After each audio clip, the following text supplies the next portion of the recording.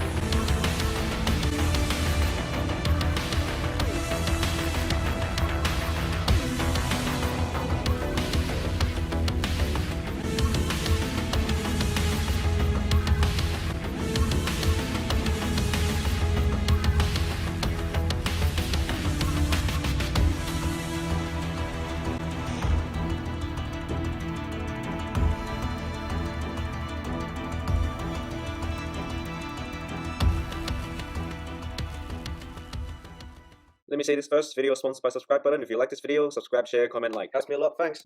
Hello, my fellow cultured people. I have returned after 3 months.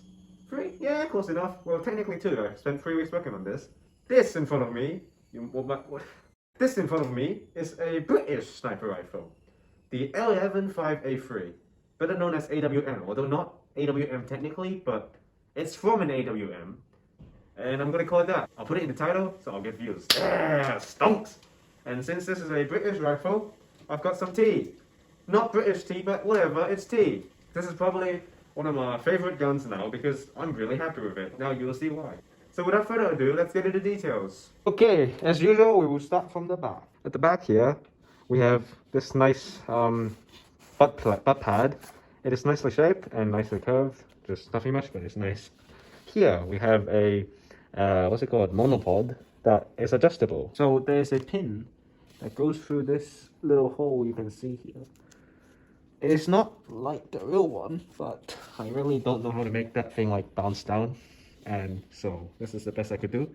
And now you can see that the pin just goes out and then this whole thing can go down.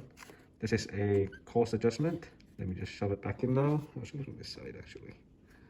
There we go. And it holds the gun still with the bipod, as you can see.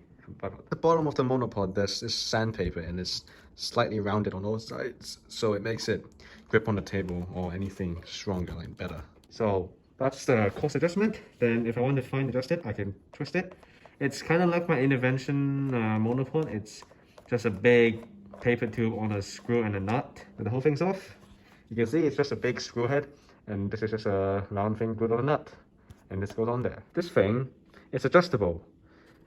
It's not quite like the real one because, you know, paper is not like metal, but this comes off. This is a nice dome, and then there's 2 more buttons on the other side. So I will just pull this out.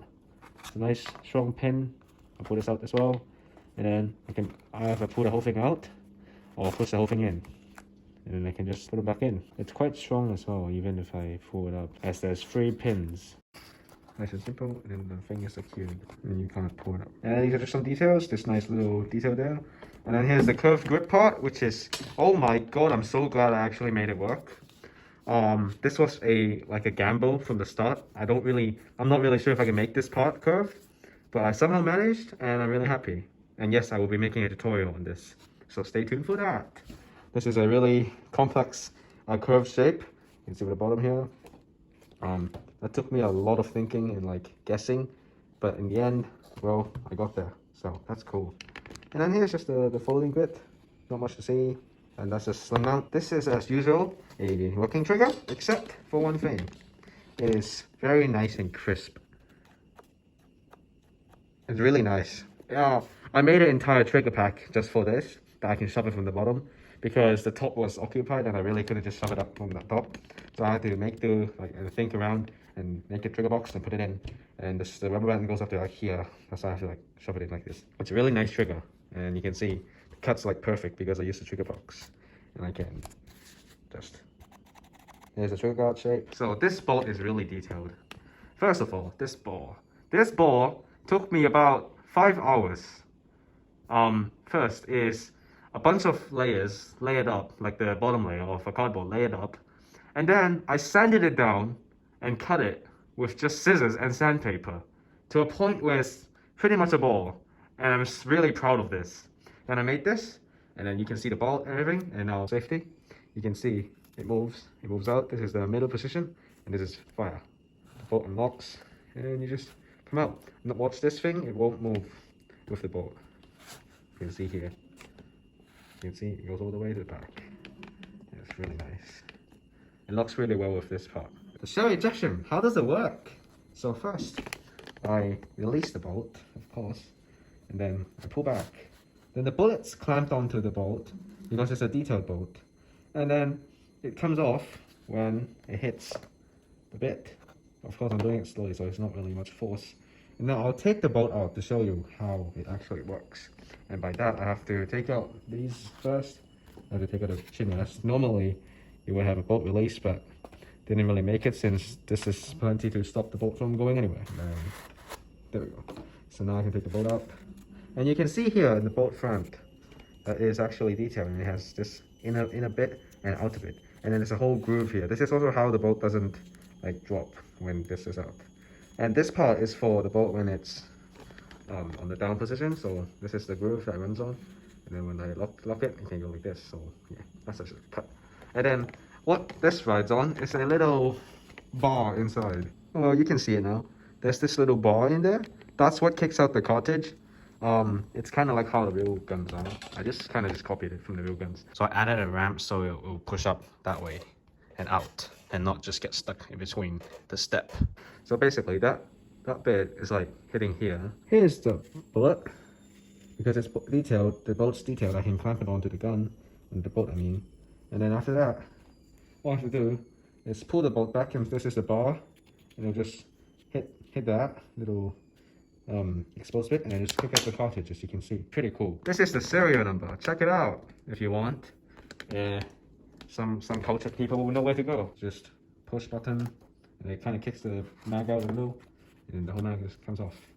And of course, the mag can put the bullet. You can put the bullet in the mag.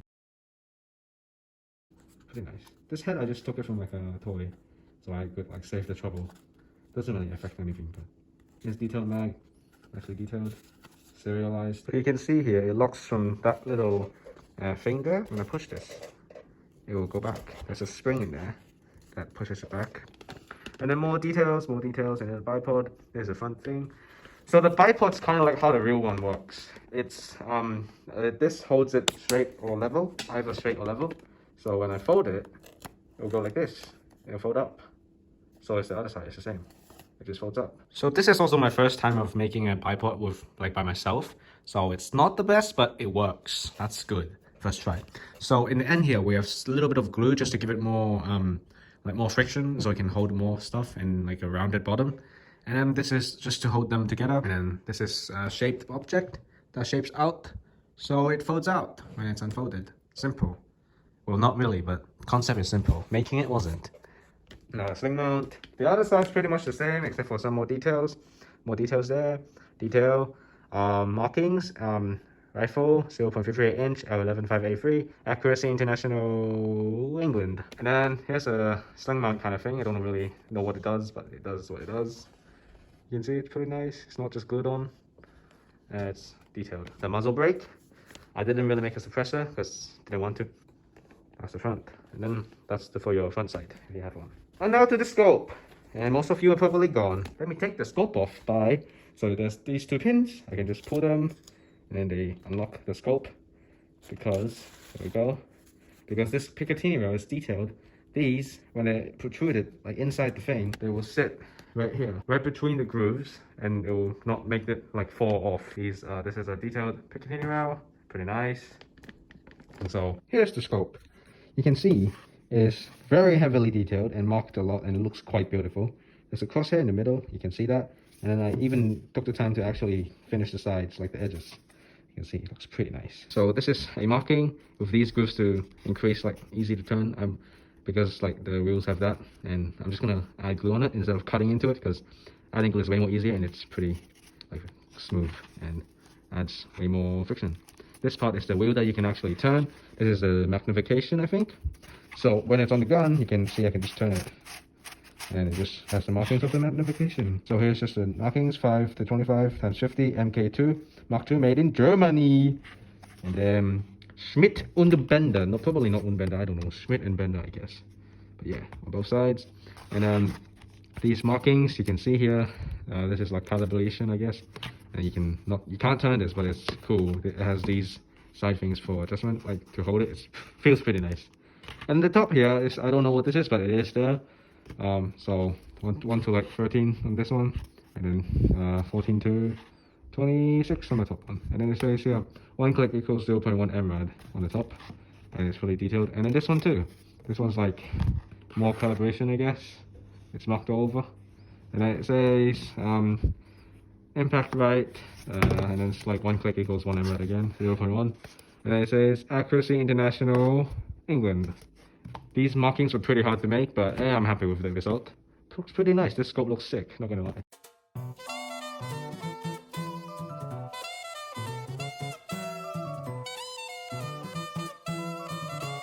There you go, voila. So I hope you enjoyed this video. That's the end. Subscribe, like, share, comment, and I'll see you cultured people in the next one. See you!